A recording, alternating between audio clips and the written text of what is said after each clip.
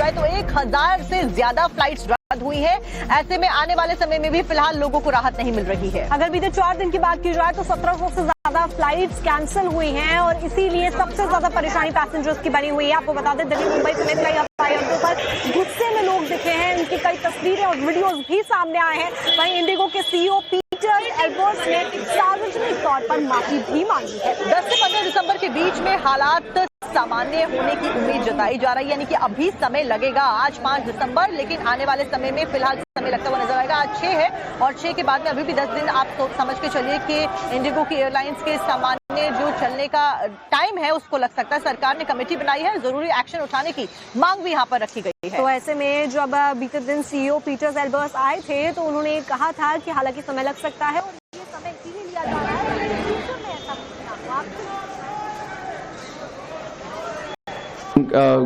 established a committee which will inquire into all this so that they can establish where things went wrong and who did it wrong, and we are going to take necessary action on that also.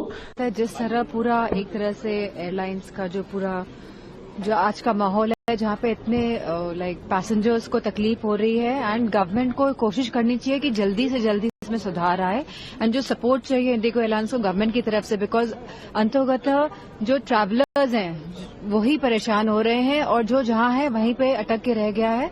तो government को पूरा interference करके ज्यादा से ज्यादा सुविधा। अगर FDTL का ये पूरे नियम लागू करने ही थे तो इस पूरी रेगुलेटरी फ्रेमवर्क का पहले ऑडिट करना चाहिए था कि क्या एयरलाइंस के पास इतनी बैंडविड्थ है, इतनी बेंच स्ट्रेंथ है, पायलट रोस्टर इस प्रकार का है कि वो कर पाएंगे। दूसरा, एयरलाइंस को खुद को अपने आप को एक इस तरीके से प्रिपेयर करना चाहिए था कि ये स्थिति ना आए। और अंत में जो पैसेंजर्स जिनकी आज न जाने कितनी इंपॉर्टेंट बिजनेस मीटिंग्स कैंसिल हो गई, जॉब के इंटरव्यू कैंसिल हो गए, शादियां, रिसेप्शन कैंसिल हो गए, उन पैसेंजर्स को कैसे कॉम्पनसेट करेगी एयरलाइंस और डीजीसीए, इस पर सोचना चाहिए। आप उनकी टिकट का पैसा तो होने।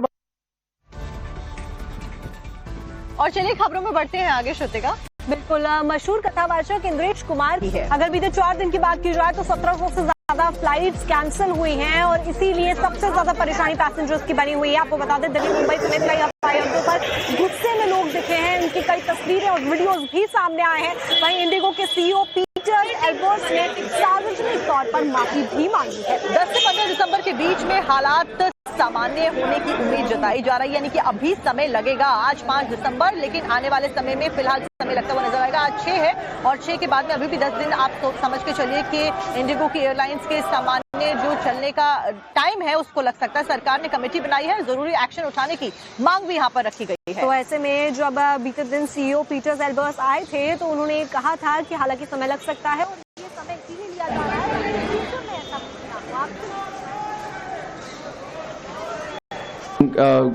established a committee which will inquire into all this so that they can establish where things went wrong and who did it wrong, and we are going to take necessary action on that also.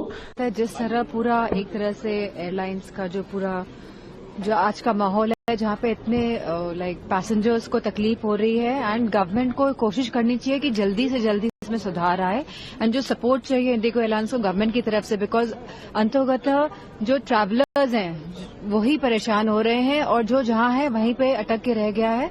तो government को पूरा interference करके ज्यादा से ज्यादा सुविधा। अगर FDTL का ये पूरे नियम लागू करने ही थे तो इस पूरी रेगुलेटरी फ्रेमवर्क का पहले ऑडिट करना चाहिए था कि क्या एयरलाइंस के पास इतनी बैंडविड्थ है, इतनी बेंच स्ट्रेंथ है, पायलट रोस्टर इस प्रकार का है कि वो कर पाएंगे। दूसरा, एयरलाइंस को खुद को अपने आप को एक इस तरीके से प्रिपेयर करना चाहिए था कि ये स्थिति ना आए। और अंत में जो पैसेंजर्स जिनकी आज न जाने कितनी इंपॉर्टेंट बिजनेस मीटिंग्स कैंसिल हो गई, जॉब के इंटरव्यू कैंसिल हो गए, शादियां, रिसेप्शन कैंसिल हो गए, उन पैसेंजर्स को कैसे कॉम्पनसेट करेगी एयरलाइंस और डीजीसीए, इस पर सोचना चाहिए। आप उनकी टिकट का पैसा तो होने। और चलिए खबरों में बढ़ते हैं आगे। श्रुतिका, बिल्कुल, मशहूर कथावाचक इंद्रेश कुमार